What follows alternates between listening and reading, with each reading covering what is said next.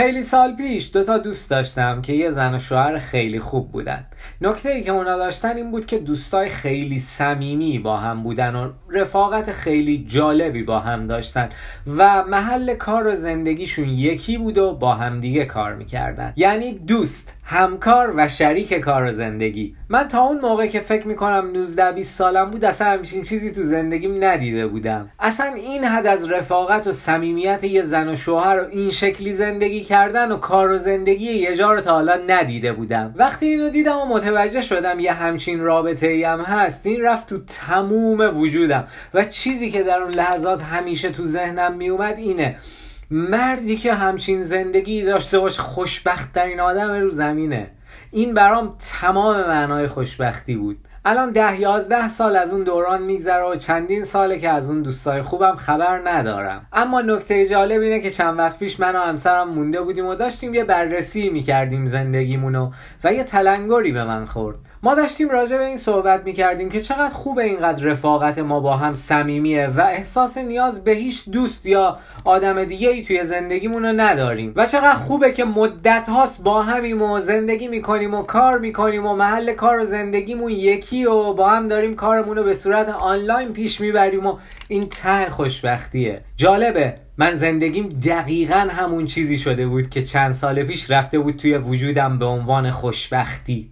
اما اینجا این سوال برام ایجاد شد که چی شد که اون خواسته ای که سالها پیش توی وجودم شکل گرفته بود به عنوان خوشبختی بهش رسیدم. من خیلی فکر کردم و نهایتاً به این نتیجه رسیدم که من چون اون موقع یه همچین چیزی رو به چشم دیده بودم، خیلی منطقی مطمئن شده بودم که یه همچین زندگی هم هست و میتونه باشه. از اون موقع تموم معیارهای من بر اون اساس شد. یعنی معیار من توی رابطه و ازدواج شد دوستی و صمیمیت خیلی زیاد با همسرم و اینکه ذهنمون بخونه و بتونیم رفاقت خیلی سطح بالایی با هم داشته باشیم. ما هم اولش رو تو شروع زندگیمون اون شکلی نبود. منم دیگه یادم نبود، اما توی ذهن ناخودآگاه من معیارهای خوشبختی همون بود: همفکری، رفاقت، همکاری و آزادی کاری. و الان که شرایطو میبینم دقیقاً همون زندگی رو دارم و واقعاً احساس خوشبختی میکنم. اما اصلا اینو فقط تعریف کردم که این نکته رو بگم: اگر یه خواسته یا یه شیوه زندگی رو فکر میکنین خوشبختیه، سعی کنین یه نمونه واقعی از اون پیدا کنین.